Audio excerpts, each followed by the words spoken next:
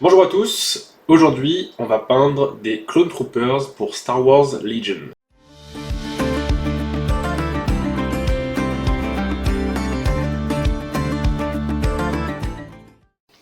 Le but de ce tuto est donc d'obtenir un résultat semblable à ce trooper.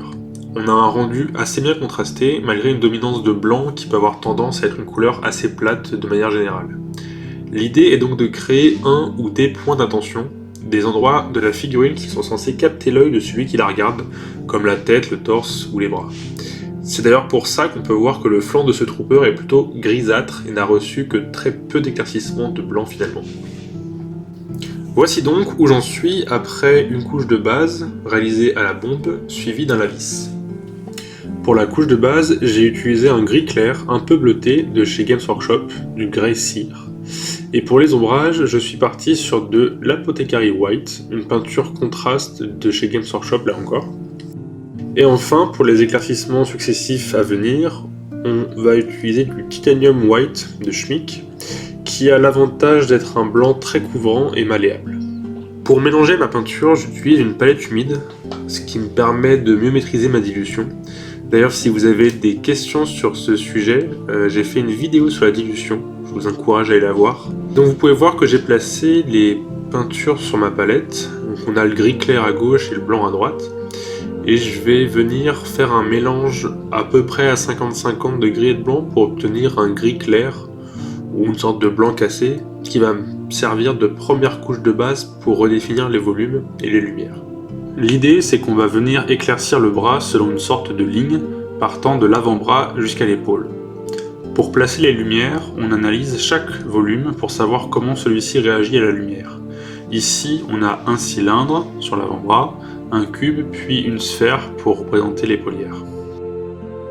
Pour ce genre d'armure, j'aime bien également éclaircir les arêtes, ça permet de donner une sorte de texture à l'armure, un peu à la manière de ce qu'on ferait pour un non métallique métal par exemple. Puisque ma peinture est relativement bien diluée, il faut que je passe plusieurs couches pour avoir un rendu opaque. D'ailleurs, lorsqu'on peindra les lumières finales en blanc, on fera bien attention à utiliser du blanc pur ou presque pur pour avoir un rendu bien éclatant. Le blanc dilué ayant tendance à perdre de son intensité.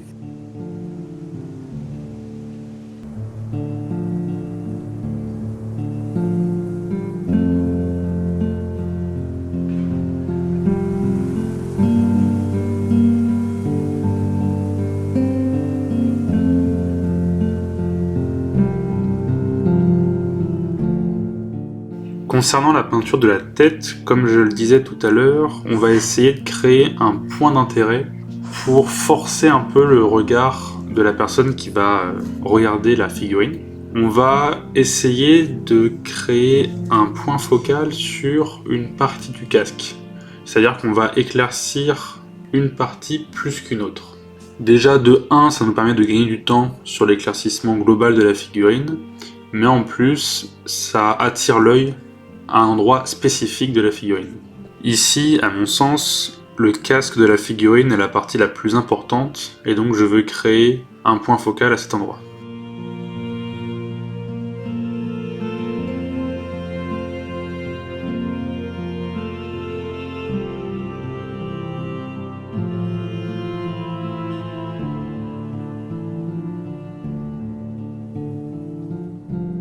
Et là on s'attaque à la partie un peu délicate de la peinture du casque, c'est-à-dire la lumière sur une sphère.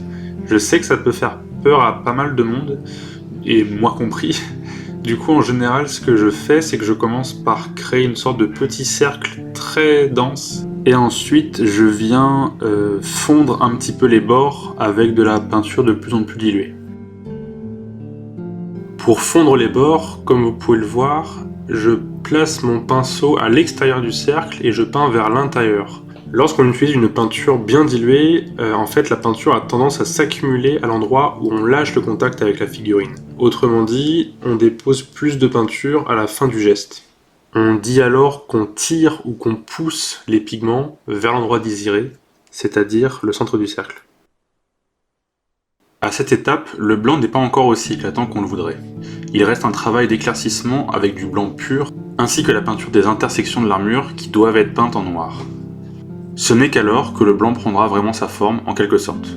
En effet, cette armure dite blanche n'est qu'un gris très clair, éclairci dans ses ultimes lumières en blanc. Ce n'est qu'une fois juxtaposé avec une autre couleur, ici du noir, que le blanc pourra être interprété comme du blanc, même si ce n'est réellement qu'un gris clair. Finalement, une couleur n'existe que lorsqu'on la compare avec ce qui l'entoure. On parle alors de perception de teinte. Pour la peinture du dos, on se concentrera essentiellement sur les parties supérieures de l'armure, celles qui font face directement à la source de lumière.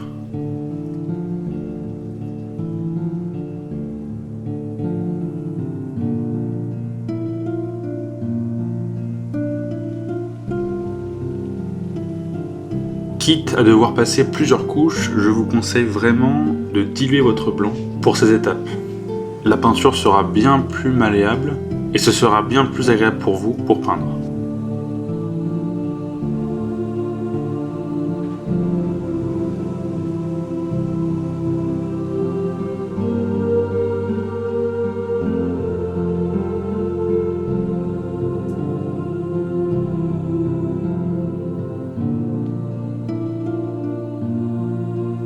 On obtient donc ce résultat. Dans l'ensemble, la figurine est majoritairement grise. Pour avoir une meilleure vision de là où on en est, on va passer à l'étape de peinture du noir. Ça va nous permettre de voir s'il faut pousser les éclaircissements du blanc, et en plus, en cas de débordement lors de la peinture du noir, on pourra corriger plus facilement lors de l'étape en blanc pur. Pour cette étape, je n'hésite pas à diluer encore plus ma peinture pour avoir un noir bien dilué. Plus votre peinture sera diluée, plus elle sera facile à appliquer, dans le sens où elle ne restera pas accrochée à votre pinceau. Ici, il ne faut surtout pas résister à la peinture, sinon on risque de déborder d'autant plus. Pour m'aider, je cherche à placer la pointe de mon pinceau dans le creux du casque. Ça va m'aider à guider mon tracé. Une fois la peinture du noir terminée, on peut voir que le blanc semble déjà plus éclatant que tout à l'heure. Il nous reste maintenant à accentuer les lumières sur certaines parties de l'armure, en utilisant un blanc pratiquement pur. Jusqu'à présent, j'utilisais un pinceau synthétique de taille 1 ou 2, ce qui est largement suffisant pour effectuer les premiers aplats. Maintenant que l'on s'attaque à des détails qui nécessitent un peu plus de finesse, je vais utiliser un pinceau à poil naturel de taille 0. Cette taille de pinceau n'est pas du tout nécessaire, mais c'est ce pinceau que j'avais sous la main à ce moment-là. En ce qui me concerne, la taille importe peu, c'est plutôt la qualité de la pointe de mon pinceau qui va déterminer si je l'utilise ou pas pour ce genre de détails. Voilà, donc petite ellipse temporelle, on se retrouve avec ce rendu. Le blanc a été éclairci avec un blanc pratiquement pur. J'ai encore quelques touches de gris dans mon blanc. Et maintenant, on va pouvoir se concentrer sur les derniers éclats de lumière en blanc pur ou presque pur pour avoir quand même un peu de contrôle sur notre peinture. C'est-à-dire que je vais ajouter un tout petit peu d'eau dans mon blanc. Et on va pouvoir venir ajouter quelques points de lumière ici et là pour ajouter du contraste. Pour faire ça, je me suis concentré surtout sur la tête et quelques zones qui sont bien visibles de la figurine, notamment le bras et l'épaulière.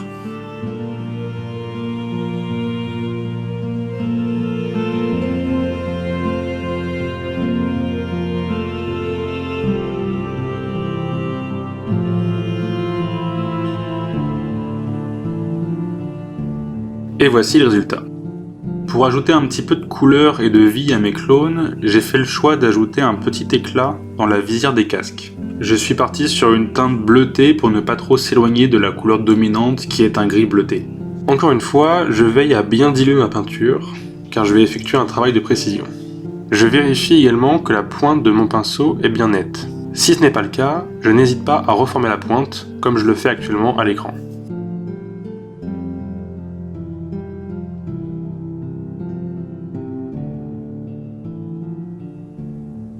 Pour terminer l'effet, j'ajoute une pointe de blanc dans mon bleu.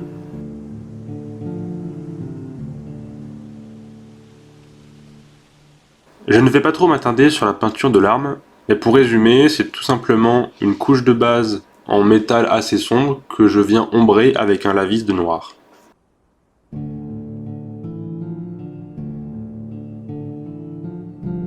Autre point intéressant, on va parler des battles de mage.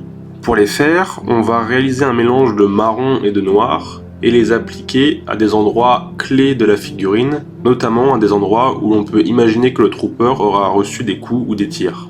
Le placement des impacts est très important car il va donner une certaine cohérence à la pièce. Si vous ne savez pas exactement où les placer, je vous conseille d'utiliser une mousse de blister par exemple et de venir l'appliquer en tapotant sur la figurine. Encore une fois, je n'hésite pas à bien diluer ma peinture. Cette dernière séchera beaucoup moins vite sur votre pinceau et vous aurez moins de mal à l'appliquer sur votre figurine à l'endroit souhaité. Comme vous pouvez le voir, j'essaye de tracer des traits assez irréguliers afin d'éviter un schéma qui ne serait pas naturel.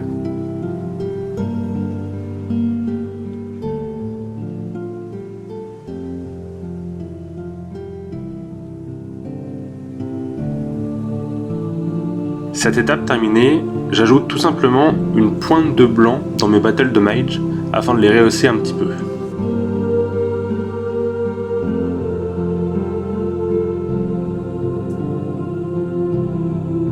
Et voici le résultat final.